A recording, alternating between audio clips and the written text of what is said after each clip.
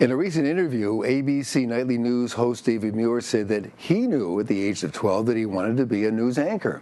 Quite lofty goals for a 12-year-old when many of the children at his age were still thinking about recess. Well, we found someone who, by the age of 3, knew he wanted to become a professional meteorologist. Now at 17, Matthew Capucci has shown that with his skill set and knowledge, the only way he won't make it and his dream to come true is if he changes his mind.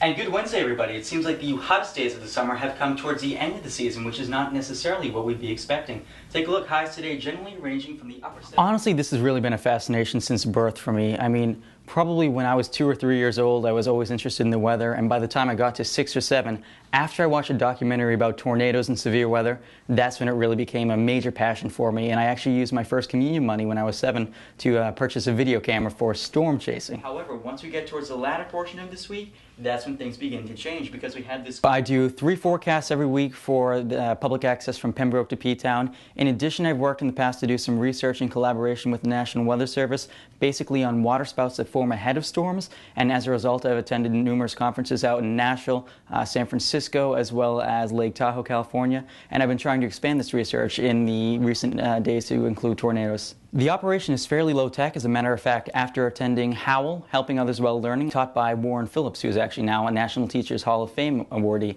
And anyway, he introduced us to green screens and Mac computers, which I've used to integrate in terms of forecasts and what I do. So I have a Mac computer in which I produce all my graphics, and behind me I always have a green screen, and basically the computer replaces anything it sees with green with graphics and maps that I prepare, so it appears as though I'm standing in front of maps. Lately, that is some very sultry, soupy air, and that's been contributing to why it feels so much like summer outside. Believe it or not, all the maps and graphics I produce are directly from PowerPoint, or the PowerPoint equivalent for Mac, and I record anything that happens on the screen, and behind it I just put another layer on the green screen so it looks like I have the graphics behind me.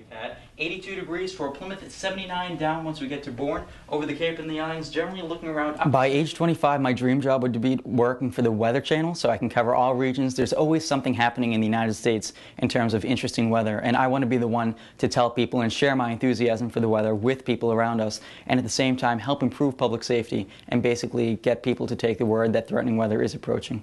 You have one last week of summer. Get out and enjoy it, because it appears that things will, as always, change. That's my latest forecast. I'll be back on Friday with more.